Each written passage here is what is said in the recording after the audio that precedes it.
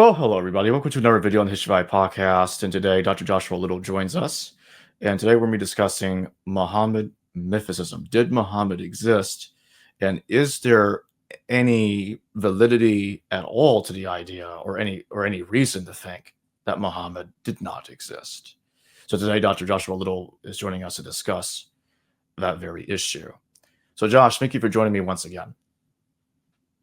No worries. Thank you for having me. Yeah, thank you for joining me. So can you take us down on the rabbit hole of Muhammad mythicism? Sure. In a sense, Muhammad mythicism goes back to at least 100 years ago, a bit more. There's sort of a Soviet Marxist tradition of Muhammad mythicism that most people have forgotten about, and that most people, myself included, don't know much about. There are one or two articles that sort of summarize it. It's sort of based on a kind of some kind of formalistic view of how religions develop, right? Like a very sort of like, first they start off like this and then they develop into this stage. And it's just part of that sort of analysis that, the founders of religions don't exist and then they get created over time and so on. So it's a sort of, okay, so that's the Soviet tradition of Muhammad. So there's actually a whole tradition of Muhammad mythicism that no one ever talks about, and we can put that aside for now. That's not the one we're talking about. The tradition that we're talking about, the tradition that's sort of, we might say, alive and well on the internet and in sort of some popular publications and so on, is, we can call it the Western tradition of Muhammad mythicism. And so this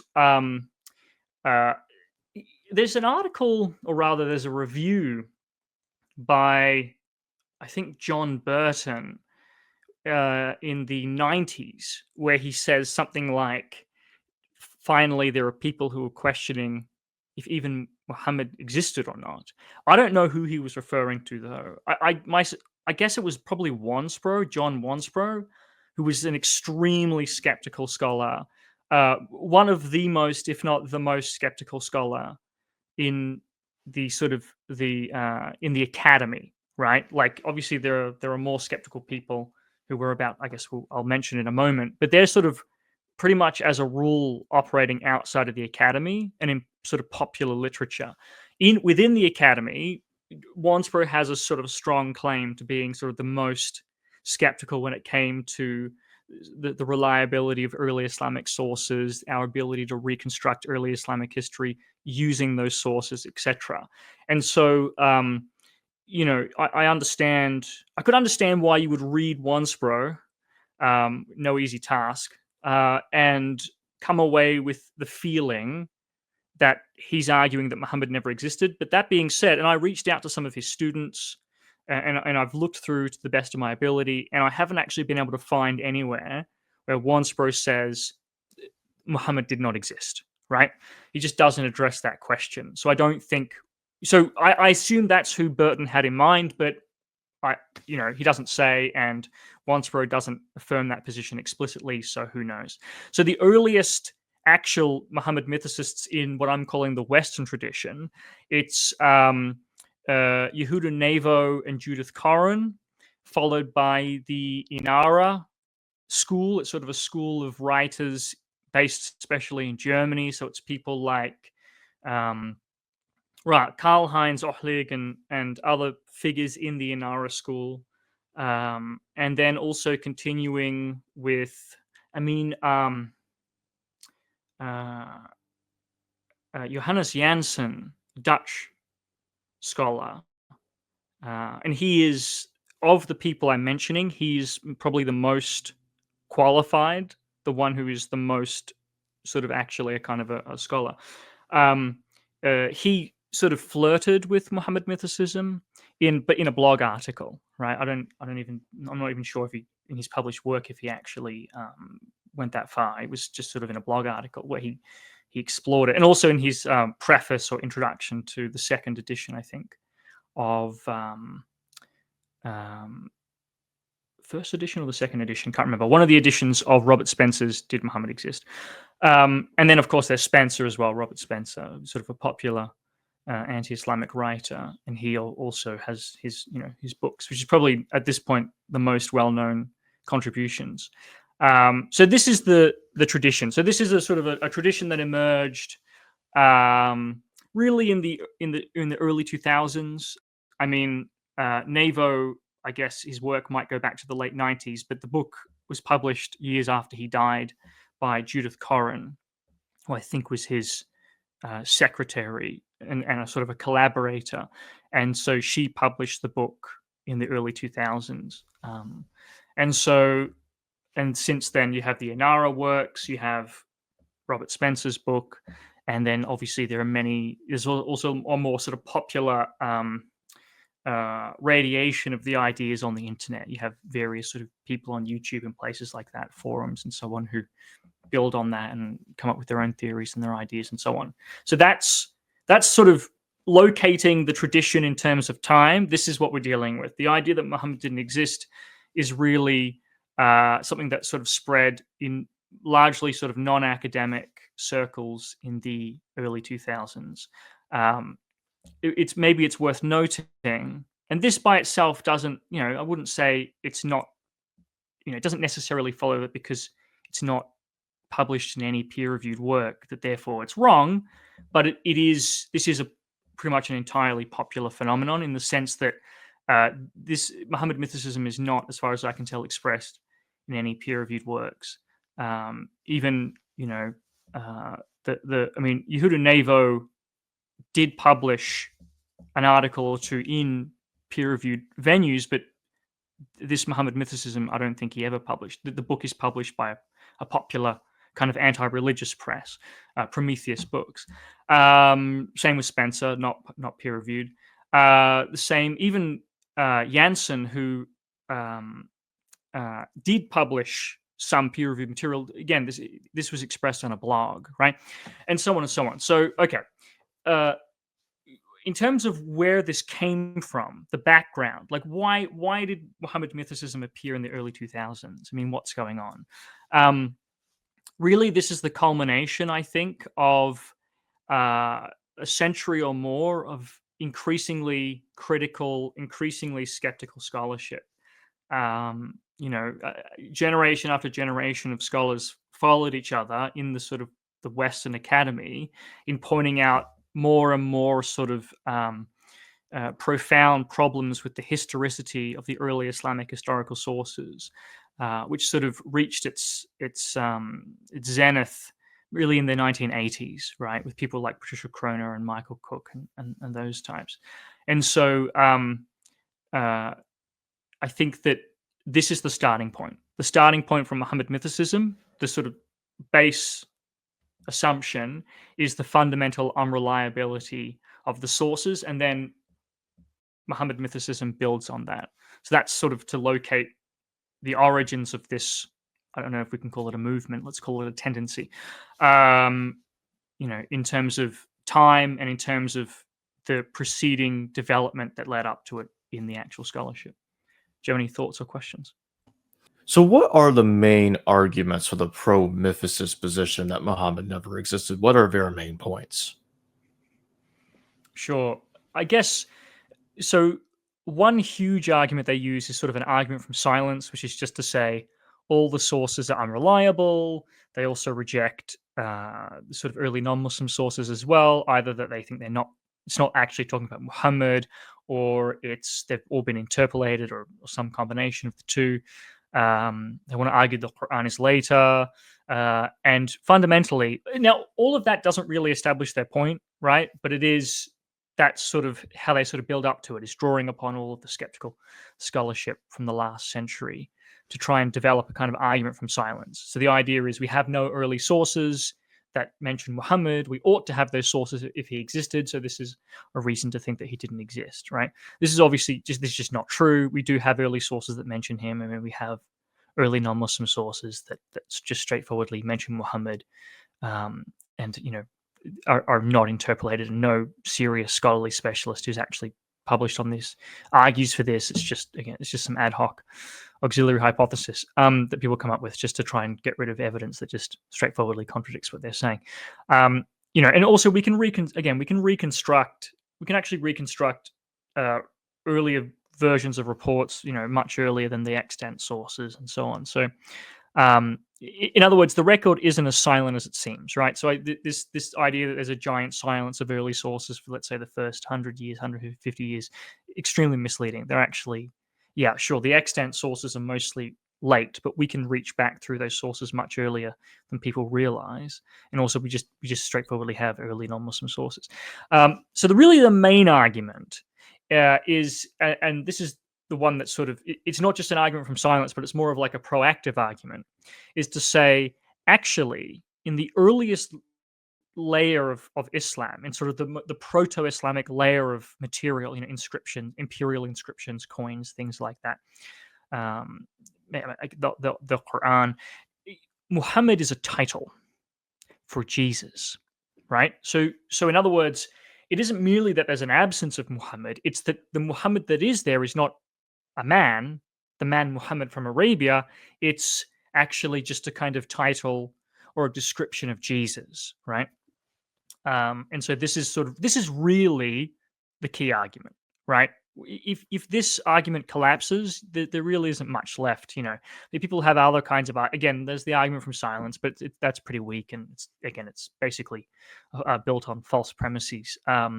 Or there are other arguments that appeal to, like, oh, there are aspects of the life of Muhammad that are sort of artificial or suspicious or symbolic. This is actually true in many respects, but that doesn't establish that Muhammad didn't exist. It just shows that his life was embellished and afterwards and developed and made to fit sort of artificial, symbolic, numerical kinds of structures and stuff. I think that's true, but that's consistent with there being a real Muhammad that was just subject to some development, right, in the later memory and memorization and so on. And so, or like people try and drag in Petra and try and say, oh, actually, the original Kaaba was not in Makkah, in modern sort of south central Western Arabia. It was actually, the original sanctuary was in Petra, up in Jordan, modern day Jordan. Again, I mean, even if this were true, it would, that'd be interesting, but it wouldn't establish that Muhammad didn't exist. It would just establish that there's one aspect of the geography that's off, right? I mean, a big one, right? It'd be, oh, the prophet's birth city or the city of the prophet was up in the north rather than down in the south. I mean, that's not insignificant, but if everything else is basically stays the same, like, oh yeah, it's still Muhammad. He leads his community. He has a wife named Khadija. His community goes on to carry out the Arab conquest. Well, then it's just really the same guy. But there's no reason to accept the Petra thesis. It doesn't really make. It's a very poor explanation for the evidence, and evidence here is in huge quote marks because most of the evidence is sort of illusory. Like there's this a Christian missionary who took a bunch of screenshots from Google maps and says, okay, these are all the oldest mosques and they're oriented disproportionately. They tend to be more closer to Petra than they are to Makkah. I mean, this is not peer reviewed. I don't trust his analysis. I don't trust his assessment of the evidence. If you can get a qualified, relevant, archaeologist to affirm this, who has relevant experience and publishes it in peer review, then I'll pay attention. But if it's just some non-peer-reviewed, self-published Christian missionary with a bunch of pictures from Google Images, that's just not going to cut it. I just don't trust his analysis. I want a qualified specialist to analyze that material and to publish that material. And in any case, even if we grant all of that, what an amazing coincidence that the earliest Qiblas tend to point more towards Petra than they do towards Makkah, because there is genuine evidence of early variation in the Qibla. There is interesting, sort of strong evidence that the early Muslims are praying in different directions, right? There is, I think, a decent amount of evidence for an early sort of Jerusalemite tendency in early Islam. Some early Muslims, again, there's probably early diversity, actually. So some early Muslims are probably more focused on the Kaaba and others are focused more on Jerusalem, right? But in any case, the idea that it's Petra, it just doesn't make any sense, right? Petra is well known to the late antique authors. It's a famous city. It's known to the Christian authors. But the earliest Christian writers who mention the Arabs and their sanctuary have no idea where these people have come from. They're not familiar with Makkah. They're not familiar with the geography of the early Muslim movement. If they were just from Petra, they would just say, and they've come from Petra. Their base is Petra, but they don't say that, right? Now that's very bizarre. If actually the original sanctuary is in Petra. Also, just in terms of the sort of the politics and the geography and so on of early Islamic history, how on earth would they have shifted from Petra to Makkah and then gotten all Muslims to get on board with that? And then there's no mention of that. There's no mention of that in the Islamic sources. They don't say, no one has mentioned, oh, and the Umayyads came along, and after the bitter, conflict of the second civil war, the second fitna, they relocated the sanctuary to a different place. Or do you see what I'm saying? There's just nothing like that. And it's just extreme. It's just very bizarre. I mean, there are so many accusations and negative things and innovations recorded about the Umayyads, this Umayyad, that Umayyad. There are lists of all the things that they did that were wrong and bad, but nobody somehow, this massive change to the religion, there's just no record at all of it. It just doesn't make sense. It's just, the fact that all Muslims in every region, as far as we can tell, in the extant source material, wherever we look, everyone just agrees that Makkah is Makkah, and there's no deviation from that, right? That's just a strong reason to think, well, okay, Makkah was the Makkah of the sources, and the location of the sanctuary in the sources is just the same one as basically through to the classical Islamic period and onwards into today, right? And there are other problems as well. So I'm going on a little bit of a Petra tangent. I'll go back to the issue of the title Muhammad in whether that's a title in just a moment, just to quickly finish up, because people so often drag in the Petra thing. So just a couple of final points on this. People try and also appeal through these reports where Makkah is described as being sort of verdant, like very green and so on, having fruit and all the other stuff, which doesn't match the Makkah of the real Makkah now, or the Makkah of the Islamic tradition, the current Makkah. This is based on mistranslations of the Arabic sources. Like, they're not saying, when they say there was grass, someone was lying in grass. It's not like a green verdant lawn. It's the wrong image of grass. It's like sparse desert grass. People are just misunderstanding what's being described because they have the wrong picture. They're just misunderstanding the kind of grass that's being described, and they're imposing their sort of a modern concept of like a verdant green lawn, which obviously doesn't match what you have in Makkah. But that's not what the sources are saying. They're perfectly compatible. Or they mention that there are fruit in the market. Yeah, people bring fruit to the market from Ta'if, for example. There's nothing in that suggests that this is just a totally different environment, and therefore it must be Petra, which again, if it was Petra, you'd think there'd be a memory of that in the Islamic tradition, like a clear memory. Someone, they move the sanctuary, which there isn't, and you'd think that the early non-Muslims would have clocked, oh yeah, we know where these guys have come from. It's a famous place that everyone knows about. It's Petra, but they don't. So it's just again, a lot of these kinds of, this isn't exactly Muhammad mythicism, although popular online Muhammad mythicism relies on this kind of thing heavily. But these kinds of ideas invariably are very bad explanations for the evidence. Okay, finishing the Petra aside and going back to the core argument, the actual direct argument, which is about the name or the title or whatever, Muhammad. Okay, so Muhammad is attested in early inscriptions from around the second fitna onwards, so around like the 680s CE and the 690s CE, from around that time onwards, right? I think the first is a coin from a Zubayr, from a member of the one of the dynasties that lost out in the Second Islamic Civil War, so sometime in the 680s. All of this, by the way, for anyone who wants the details, the citations, and even the photographs, of the evidence I'm talking about here, all of this is in my blog article, which will be linked in the description. Right? Okay, so we have this, these Zubayrid and then these Marwanid, Umayyad inscriptions and coins, from around 680s, 690s onwards, saying Muhammad Rasulullah. Muhammad is the messenger of God, which is how it's usually translated. Then it's also mentioned in the Quran as well. I think 4 times Muhammad is mentioned, including, Muhammad is the messenger of God. And then it's also We have early non-Muslim sources that also mention, they don't actually use the form Muhammad, but it's similar. It's like Mahmad.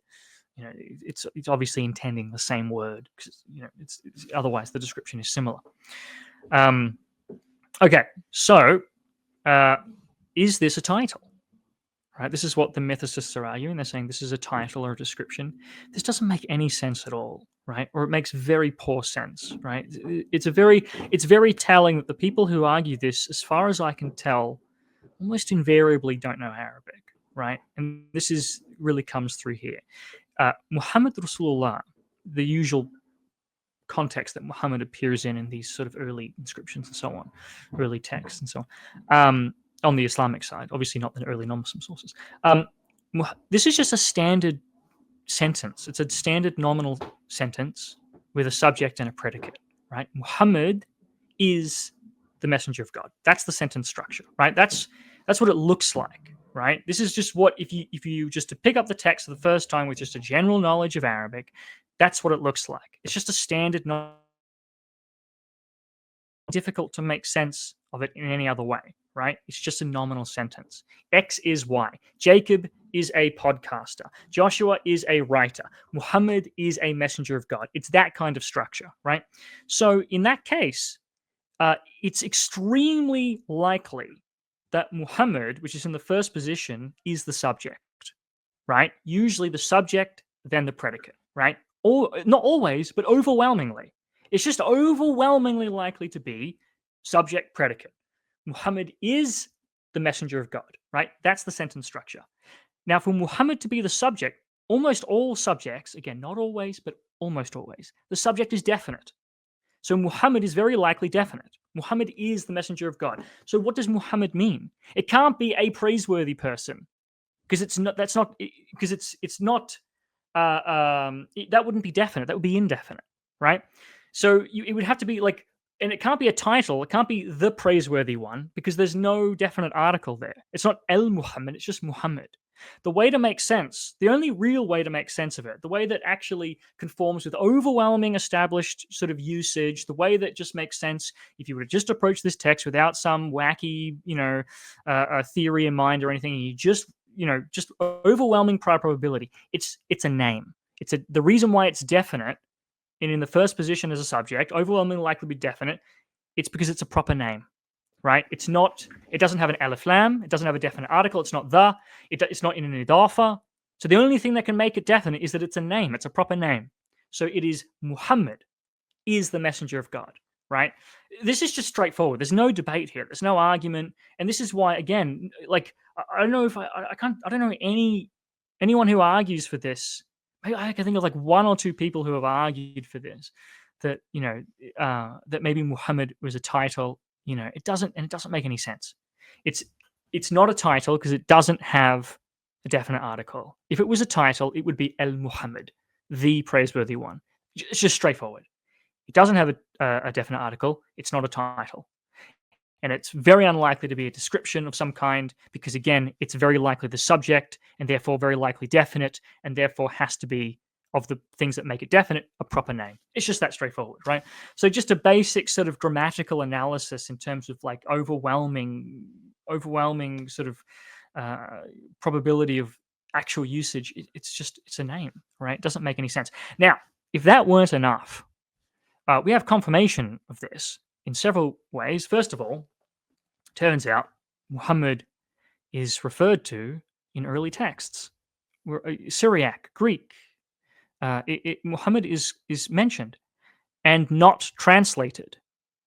This is key. People don't translate proper names. They transliterate proper names.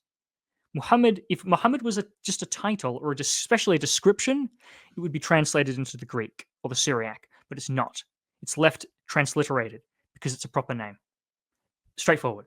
On top of this, we have evidence that Muhammad was used all along as a proper name. I mean, it's mentioned in a coin. There's a coin from the a rebel named Abdurrahman ibn Muhammad, right? And the rebel is from I think the 690s. I mentioned. I go onto my blog and I have the coin. I have the date there. And so if this guy is Abdurrahman, the son of Muhammad, it means that Muhammad is already a proper name because his dad's name is Muhammad. He's operating in like the 690s, right? He must have been born even earlier, so his dad must be even older. So already the Muhammad is clearly a proper name decades before those first inscriptions are appearing in the Zubayrid and the Umayyad inscriptions, right? On top of that, we have what is consistent with being, I mean, it's hard to tell because it's not voweled. So we don't know that you could vowel the name several ways. It could be Muhammad or it could be Muhammad or whatever, right? There are multiple ways you could vowel the name. But there are names that are consistent, that have the same root. It's like Muhammad, right? It's sort of the same root that we find in ancient Arabian inscriptions, right? Which is consistent with Muhammad pre-existing as a name, right? Because there are these names that appear in ancient inscriptions that we now have. Again, these are cited in my article in the appendix, in my blog article, that are consistent with being the name Muhammad, right? So you can no longer say Muhammad wasn't used as a name because we have what are consistent with being the name being used. So you can no longer say it wasn't being used as a name. There's evidence that's now consistent with it being used as a name in the inscriptional record, right? And the fact that in one or two inscriptions in ancient Yemen, in a different religious context, this something like this word is also used in to describe God. Like God is, whatever it is, however it's meant to be vowed, Muhammad or Mahmud or whatever, God is praiseworthy, does not mean, therefore, over in this other context where we have all this strong evidence, where we have it being treated as a proper name, where it only really makes sense in grammatical context as a proper name, where it's being transliterated in Greek sources as a proper name, that this is somehow a title as well. Right? It just doesn't follow, right? And clearly, even in the inscriptions, it's also being used as a proper name. So just to quickly deal with this, again, these goofy arguments, this argument about, well, it was used once or twice hundreds of years earlier in a completely different religious context, as some sort of descriptional title, therefore in the Quran and in the Umayyad inscriptions and the Zubayrid inscriptions and the early non-Muslim sources, then somehow it's also, no, it doesn't work. Just again, grammatically and conventionally and in terms of, prior usage and so on, it just doesn't make sense. And finally, of course, there are Arabic reports as well in the Arabic genealogical sources that mention, here's 6 guys who were named Muhammad prior to the Prophet Muhammad. Right? So all the evidence is consistent. Now, again, maybe they're reliable, maybe they're not. But it's all consistent with Muhammad was already being used as a name, even if it wasn't super common, but it was being used as a name. And when it's used to describe the messenger of God, it is clearly a proper name. It's not a title. This is just a terrible argument. It just falls apart on sort of grammatical and probabilistic, bases. So, I just think the core argument is just, I think, really weak. Do you have any thoughts or questions about that before we move on? So my next question is, so now that you've described the origin of Muhammad mythicism, what would you say to a Muhammad skeptic? What kind of evidence would support the idea that there was a historical Muhammad, given the fact that the sources are extremely contradictory? A point that the Muhammad mythicists share with Muhammad historicists. Yeah.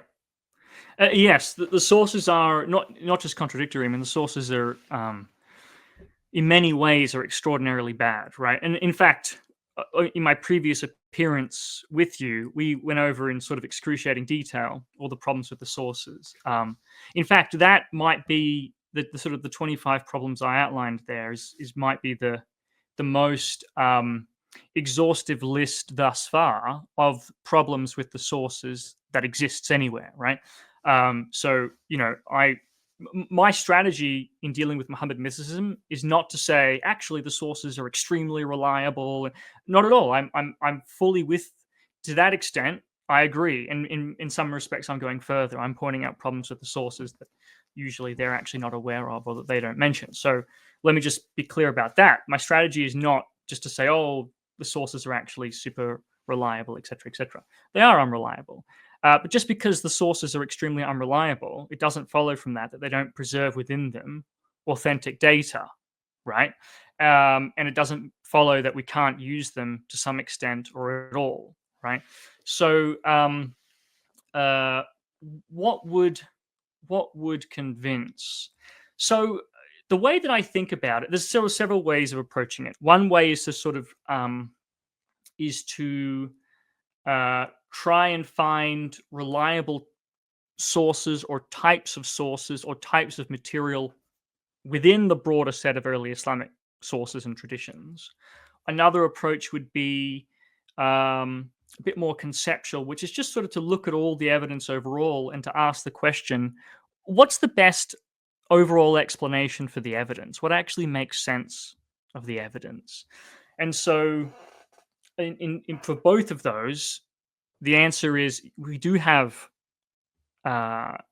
verifiable elements within the tradition that we can confirm as, yes, this is probably reliable. This is probably a reliable memory of Muhammad or something about him, on the one hand. And on the other hand, there's just no question. The easiest overall explanation, the best overall explanation, when you look at all the evidence, is that there was a historical Muhammad. And of course, people ask, and it's a sort of a fair question, just in general in history, what it means to say somebody existed, right? You can sort of engage in a kind of thesis ship hypothetical. Like, how many parts would you have to change before, you're no longer in any substantive sense talking about the same thing, right?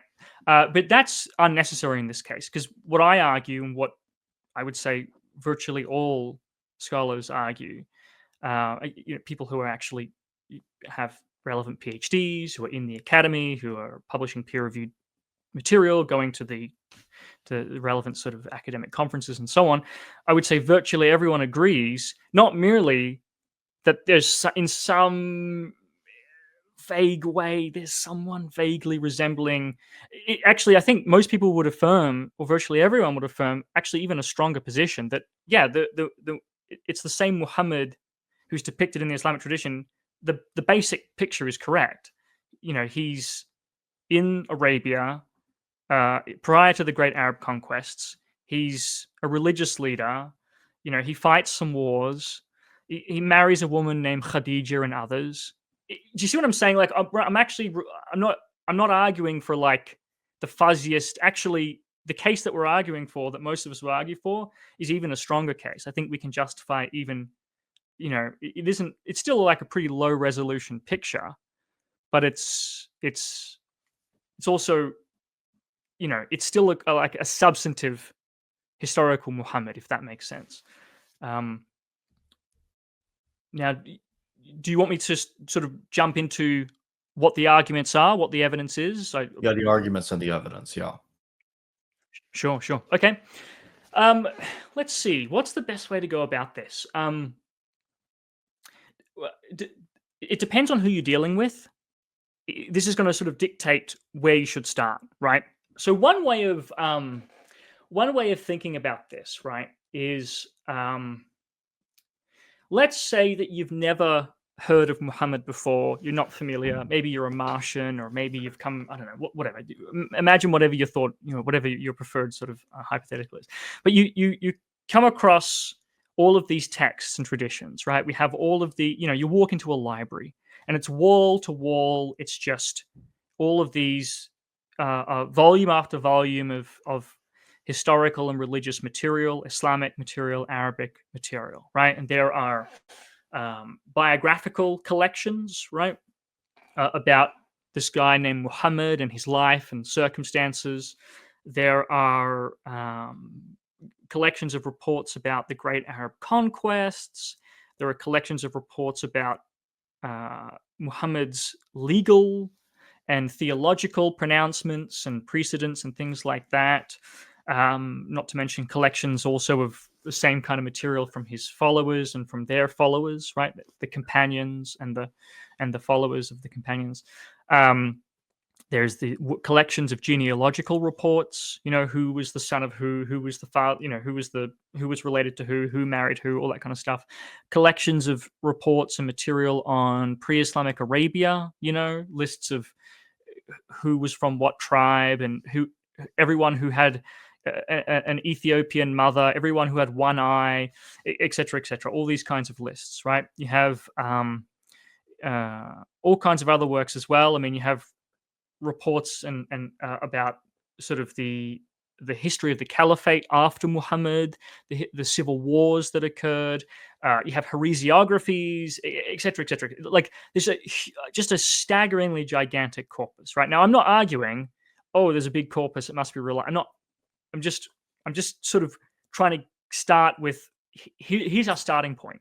We have all this material, and again, I'm sort of stipulating from the outset that when it comes to the early history, it's substantially unreliable. Okay, I'm stipulating that from the outset. Okay, so we have all of these reports and all of these collections, all this kind of material, and so is any of it true? How can we verify any of this? Right.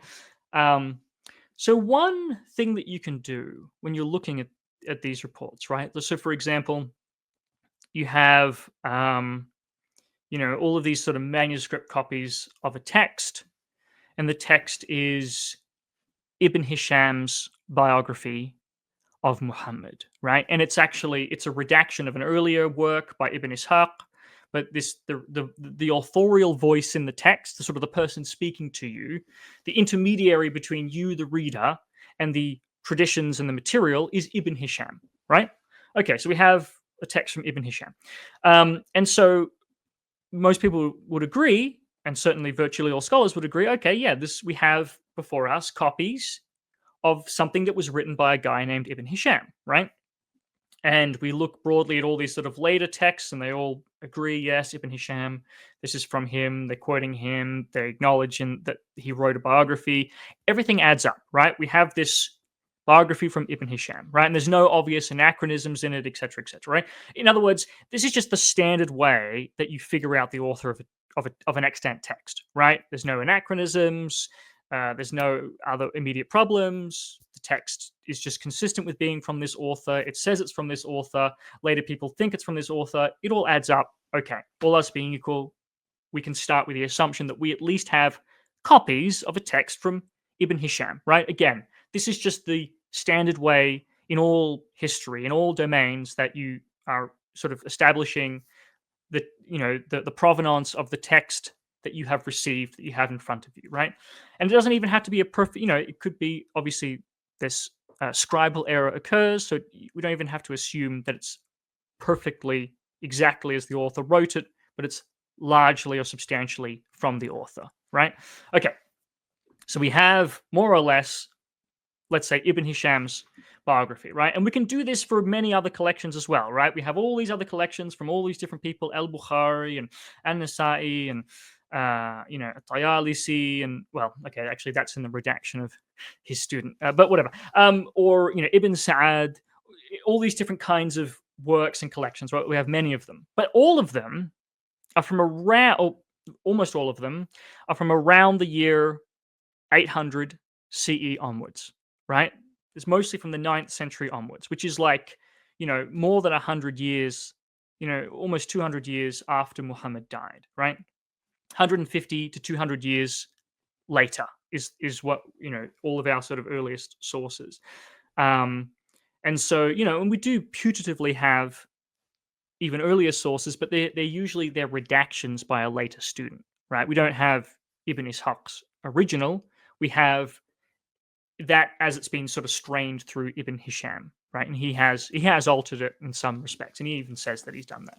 He's sort of removed things that he thought were objectionable, and so on and so on. And also, there are ways of sort of seeing as well, if you compare co-transmissions. Okay, there's variations that have occurred in the course of transmission, and so on. Okay, so we have as our starting point all of these sources that we can at least trace back to authors operating in the 9th century onwards, okay? And most people would agree on the starting point. I would say almost all scholars would agree, virtually all scholars. Maybe someone like Norman Kelder maybe would sort of contest some of these, but, everyone else agrees. Okay, so this is our bedrock, our starting point. This is our anchor. We're going to move backwards from these sources, and we're going to reach the historical Muhammad, right? So how can we do this? So the first thing we want to do is we want to see how far back we can go, just in terms of the basic outline of early Islamic history. And so it turns out that in these sources, especially in the historical sources, there is an an overarching chronology of who was the ruler when and where, right? So it's sort of like it's just like a list of year by year by year by year, and then who was the ruler in that year? What were the key political events, key battles?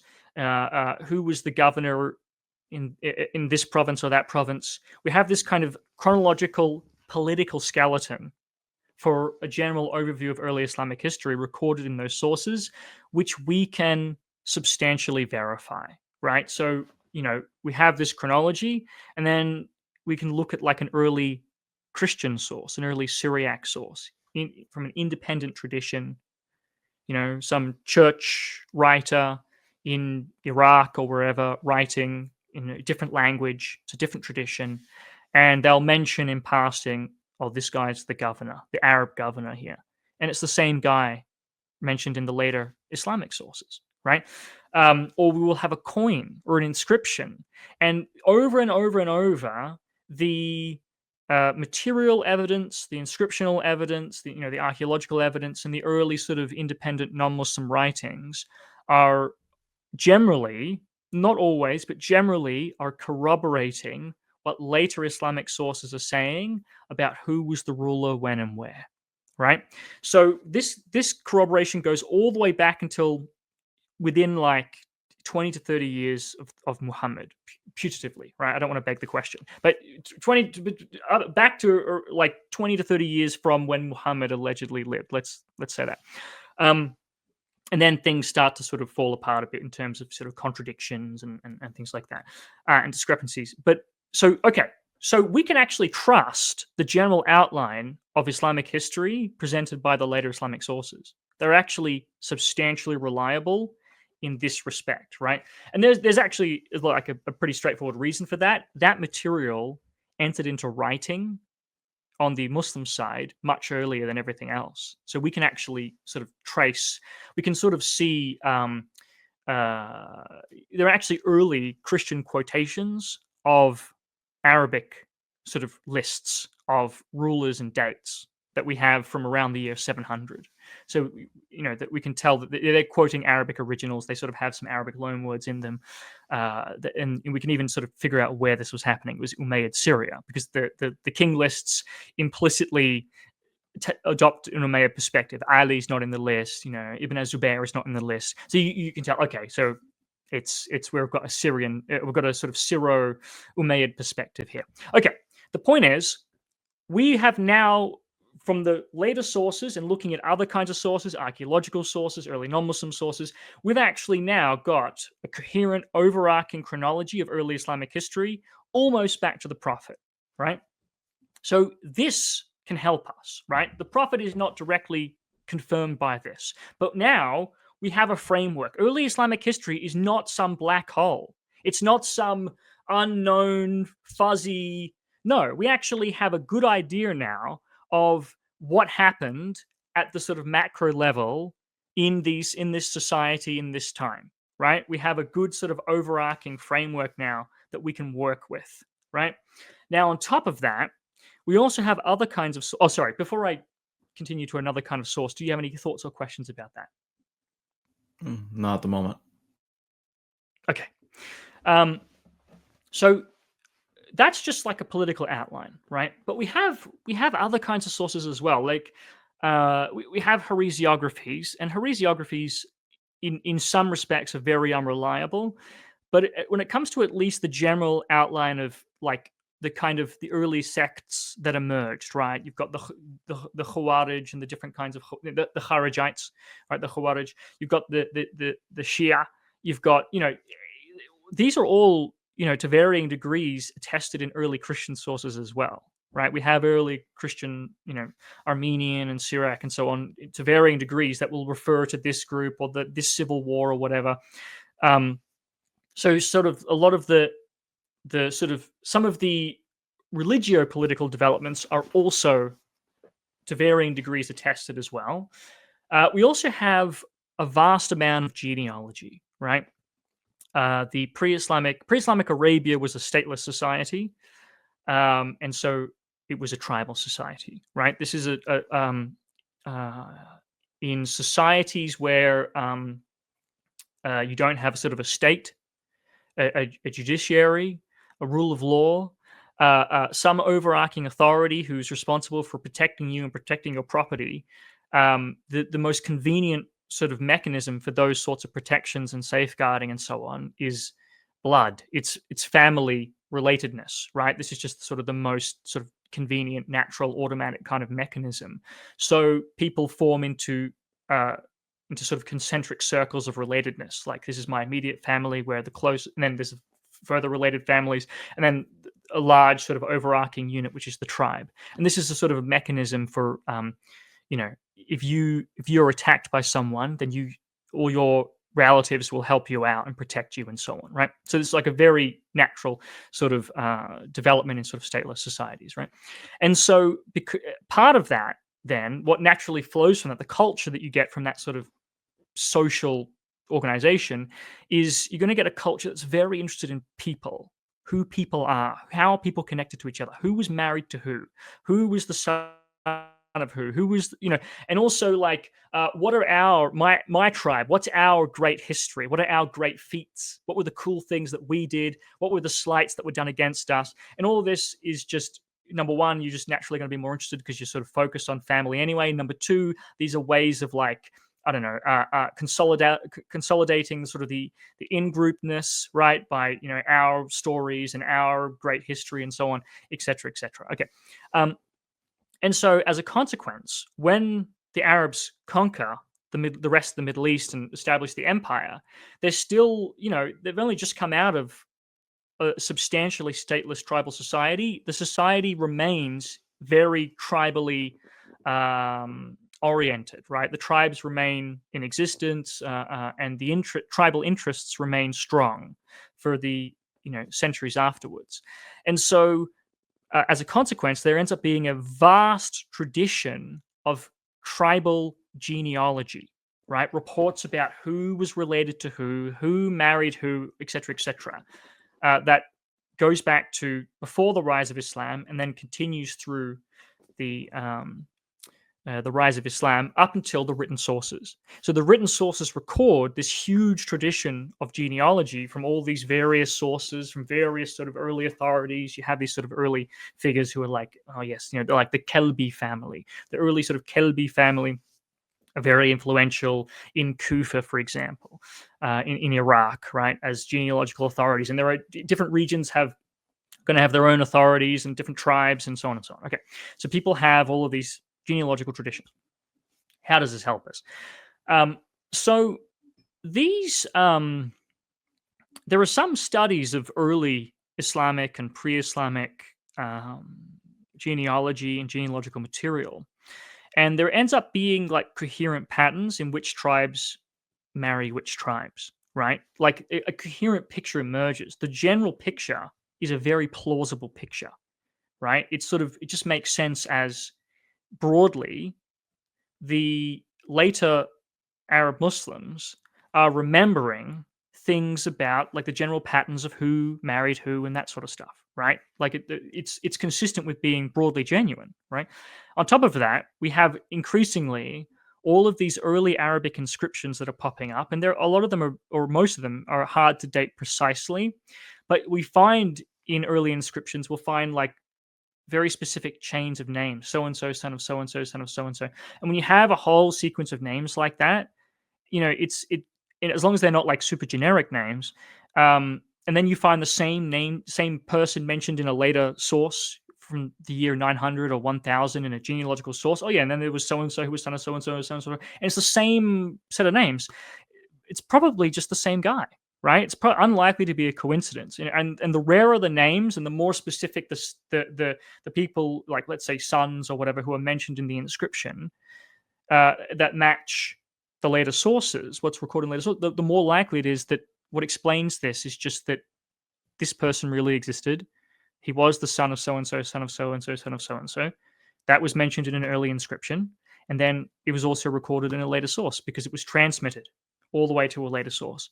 And so what is emerging from all of this is that, generally speaking, Arab or early Arab, early Arabian, however you want to sort of construe it, when it's in the pre-Islamic period, it would be Arabian. It's in Arabia. Obviously, later on, mostly people have moved out of Arabia, although it depends who you're talking about. Obviously, the people stay in Makkah and Medina and so on, but people in Iraq, obviously, they're now out of Arabia. But whatever, this tradition, this tradition of Arabian genealogy is substantially reliable.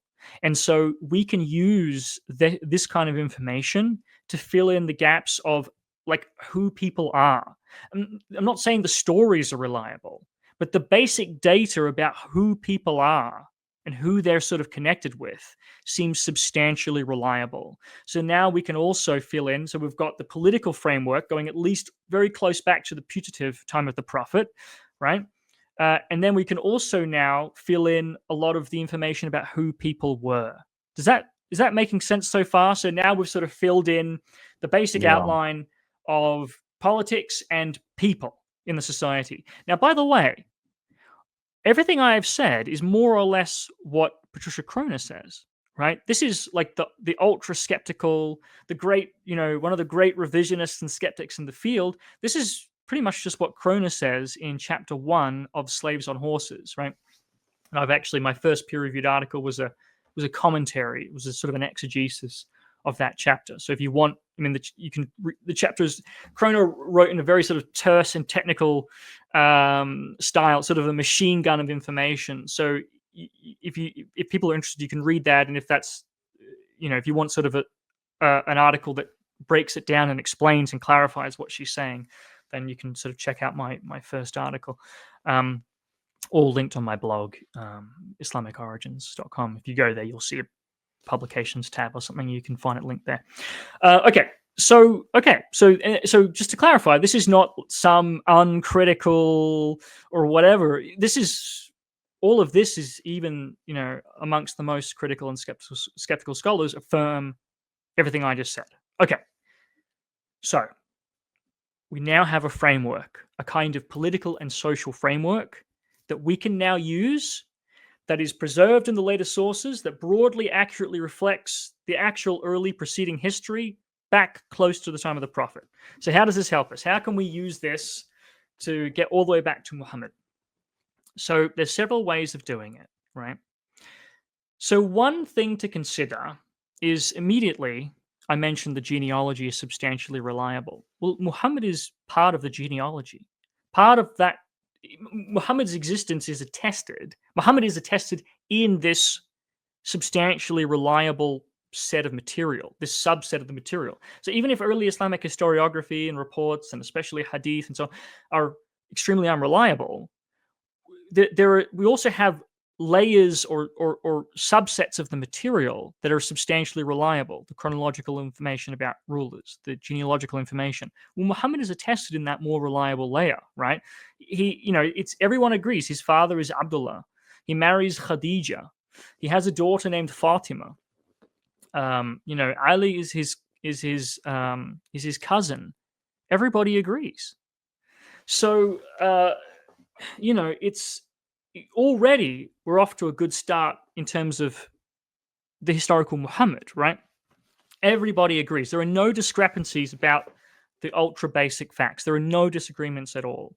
Muhammad married a woman named Khadija. She was his first wife. Everyone agrees. And on top of that, we can actually trace this back and other things like this to multiple early regions, right? So putatively, after Muhammad dies, again, I don't want to beg the question, after allegedly Muhammad dies, obviously there's a series of conflicts and wars that sort of snowball into the great Arab conquests, right? Obviously widely and well attested in early non-Muslim sources as well, archaeology, okay, there's no need to really affirm that. Everyone agrees, the evidence is absolutely clear, it's well attested. The Arabs engage in a massive conquest, and they establish some kind of new empire in the Middle East. Constantly expanding for the next century. And this is in the sort of, especially the conquests are happening in like the 730s, 740s, right? 630s, 640s. And this is when Iraq, Syria, Egypt, Iran, this is when those conquests are occurring, right? So this is the core of the Arab Empire is established at this point. And so what emerges from that the Arabs colonize the Middle East beyond Arabia, right? They establish garrison cities, sort of colonies. It's sort of like the ancient Greeks. You know how the ancient Greeks built like Greek cities in like Bactria and Egypt, like Alexandria and places like that. They built these like Greek colonies just sort of scattered throughout the empire, the Alexander's empire, for example. The Arabs do something similar. They establish a series of colonies of which sort of or like garrison cities, right? In Iraq, in Egypt, and in other places as well, right? And so through this, you end up with 5 major early centers of Islamic learning, right? 2 of them are sort of the sort of base of the home base, so to speak, of the Prophet. It's Makkah and Medina in Arabia, right, in Western Arabia.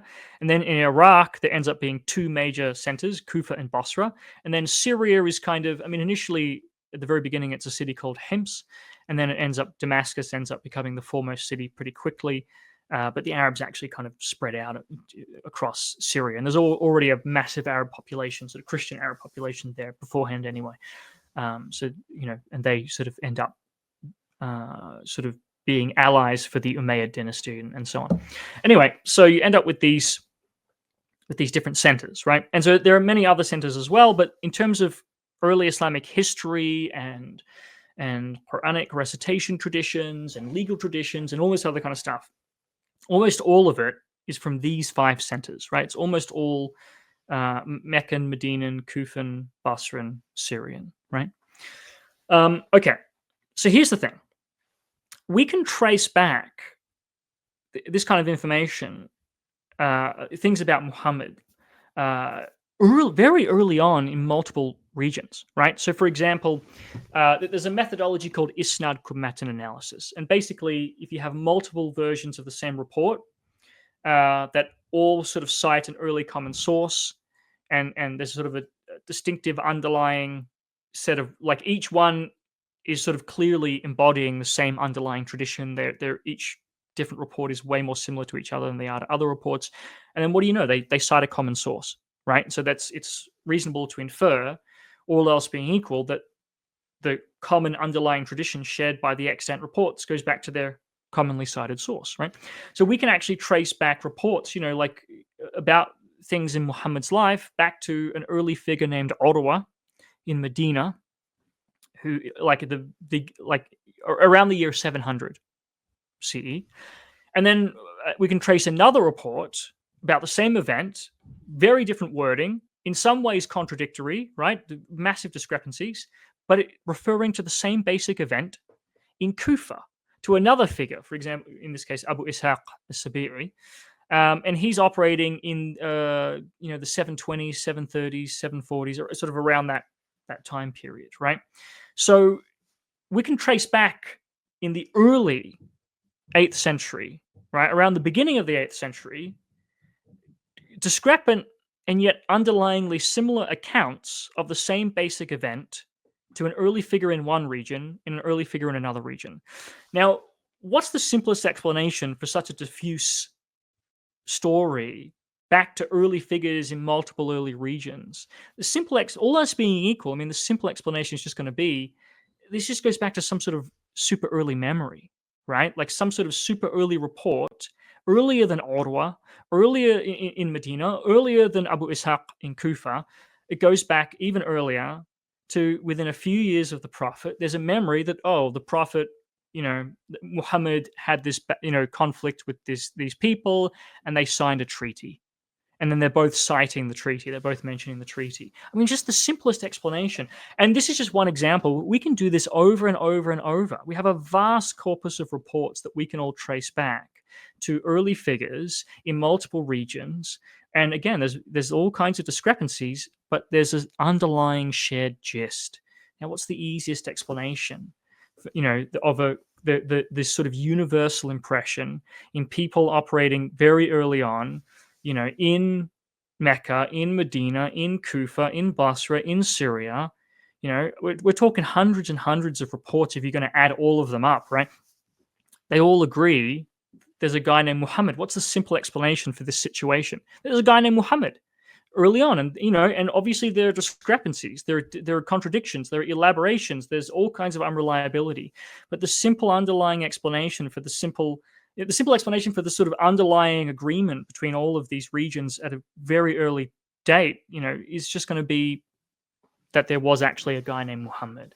And now we can actually sharpen the argument, right? Because it is possible for false material to spread between regions even early on. It definitely did happen at times, right? So I'm not saying this by itself is absolutely definitive. But we can trace back to people things that go against their interests, right? Like, the pro-Umayyad authorities are transmitting the genealogical information about Muhammad that he's not an Umayyad. There's a rival family called the Banu Hashim, the Hashemid family. And so everyone agrees Muhammad is a Hashemid. He's not an Umayyad.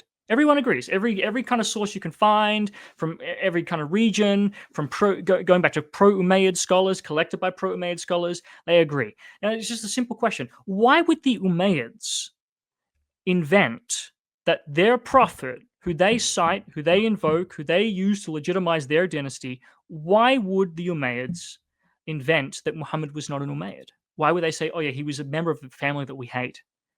It just seems really bizarre.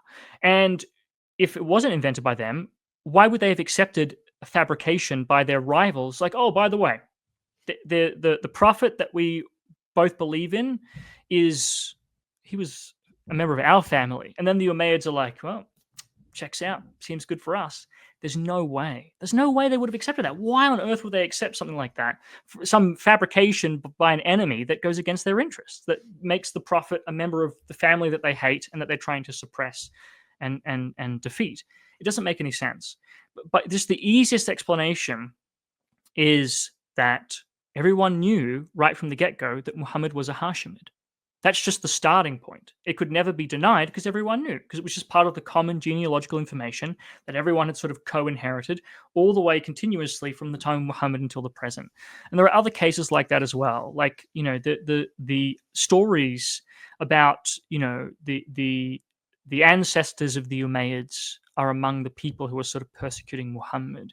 And this is even transmitted by, again, sort of pro-Umayyad figures. So if this was just made up by someone else, why would they accept this? They have a strong incentive not to accept stuff that it's sort of like saying, it's sort of like, it's the equivalent of saying that the Umayyads are like the descendants of Judas, for kind of a Christian analogy. I mean, why would you accept something like that? You just wouldn't, right? If it was just made up by an enemy. So what the easiest explanation for what's going on here is just that, okay, yes, everyone knew from the get-go that Muhammad was a Hashemid, and this has just been inherited by everyone continuously down to the current point. It's sort of the Umayyads can't deny it, and they don't, because it's just part of everyone's common background knowledge that they inherited from the earliest days.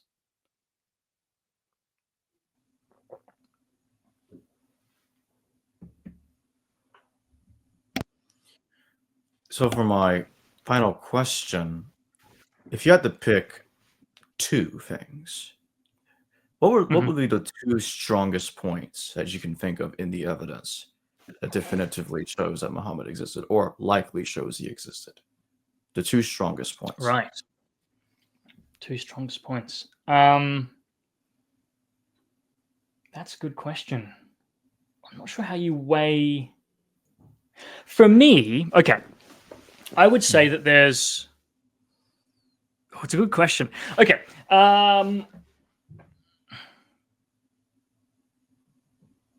Okay.